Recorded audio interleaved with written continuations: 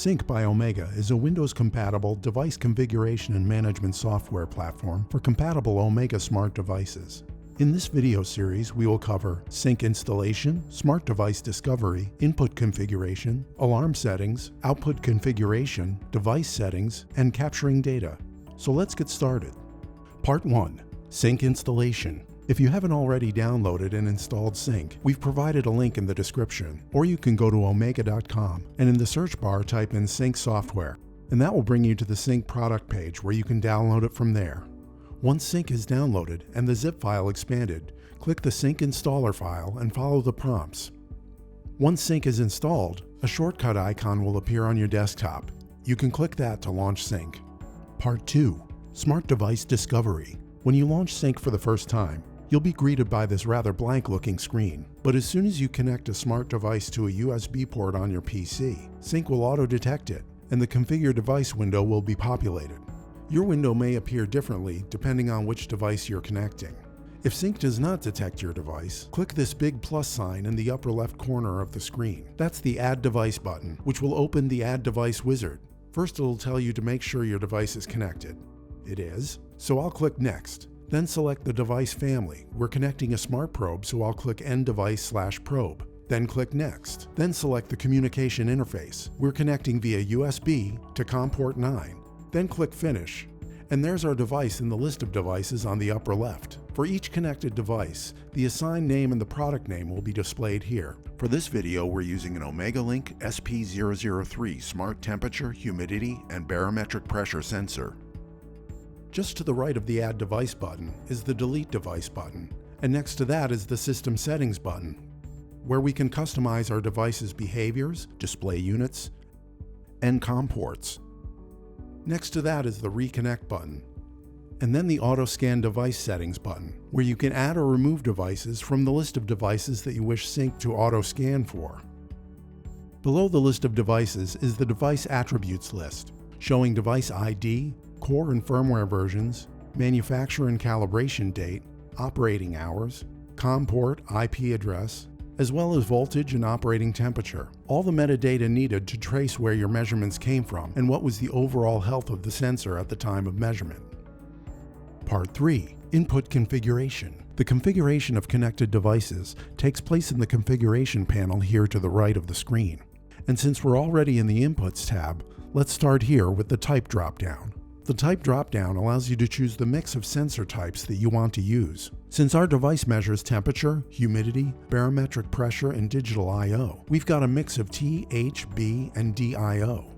But if your application only requires, say, temperature and humidity, you can choose only those inputs for your configuration. But we'll leave all the inputs in our mix for now. If I click on each of the device inputs, you'll notice that the parameters in the configuration window will change depending on the type of input. Be sure to check the user's manual for your device to set them properly. Part 4. Alarm settings. One of the common attributes to all sensors is the ability to set an alarm. So let's set an alarm on our temperature input by clicking the alarm icon, which opens the Define Alarm dialog box. Here, we can set an alarm based on a specific threshold. Click the drop-down here and we can set an alarm that's triggered when the measurement goes either above or below threshold, outside of a specific range or within a specific range. We'll go with above a threshold of 22 degrees Celsius for 3 seconds. But when the alarm's been triggered, what do we want Sync to do about it? Under Action, we can choose whether to transmit a notification to the host in a wireless application or select Do Not Notify if the sensor is connected locally. And if your sensor has programmable outputs, we can set the alarm to turn on a specific output. I'll set it to turn on output 0. You can also set it so that when the alarm is triggered, it will change the rate at which the data is sampled, for example from every hour to every minute. But we'll leave this at the Do Not Change setting for now. And under Recovery, you can tell Sync what to do once the alarm state has passed. In the drop-down, choose Clear Alarm if you want it to just go away, or Latch Alarm if you want someone to perform a manual operation to clear the alarm. And Duration tells the system how long you want the alarm condition to be over before the alarm is cleared. I'll set it to 2 seconds before it clears the alarm. Click Save and our alarm settings are activated. And now when the temperature spikes above 22 degrees Celsius, you can see input 0 turns red and stays red until the temperature normalizes for 2 seconds, and then the alarm is cleared. Part 5. Output configuration. To configure the outputs of a device, we'll select the Outputs tab And to the right of the screen, you'll see the output configuration panel. And under device output range type, open the type dropdown, and you can choose between on, off, or PWM alarms. Typically, we'll be setting this to on-off, which means, for example, the output can trigger a heater to switch off at a high temperature and switch back on at a lower temperature. We can see from the output configuration panel that output 0 is already in use. But if we go to output 1 here to the left of the panel and click on the settings for the on-off control button here, this will open the Define On-Off control panel. Since our device can measure humidity, we'll set the input to input 1 with a set point of 75%.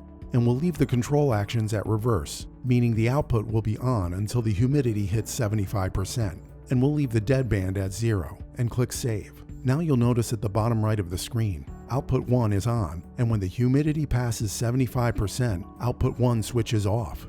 And when the humidity drops below 75%, output 1 will switch back on. Part 6. Device Settings. Click the Device Settings tab, and we can configure the different parameters associated with whichever device in our system that you have selected. So, depending on which device you're using, the parameters may look different from what we're showing here. Click on Update Current Time, and you can set the device to the current time, and moving forward, all time stamping from your device will be based on this start time. The default setting for user hours is the time from when your device was manufactured and calibrated. Click the Rename Device button if you wish to do so. That will open this dialog box where you can enter a new device name of your choosing. I'll call this Control Room and click OK, and now you can see the device name in the upper left has changed to Control Room. Factory Reset will reset your device back to its default settings. Just be aware that includes not just the settings here in this window, but all settings including input settings such as alarms, output settings, everything. So be sure you really want to start over before selecting that. To avoid losing all of your device settings, click on Save Configuration, and you can save a file to your computer with all of your current device settings. And to load that file, Load Configuration allows you to load a previously saved configuration from your computer. And if you wish to set a password for a smart probe, click Set Passwords, and a Security Settings dialog box will open. I'm not going to set one now, so I'll leave it blank. Part 7. Capturing Data. So now let's move on to the Capture Data interface. I'll click on the Capture Data menu tab at the upper right side of the screen. Here you can see a chart that displays real-time data from connected devices. And if I scroll down, we can see charts for all of our inputs. Basically, this is where Sync is performing real-time logging. Keep in mind though, that a smart probe like the SP003 that we're using here will continue to log data even when it's not connected to Sync, as long as it's getting power.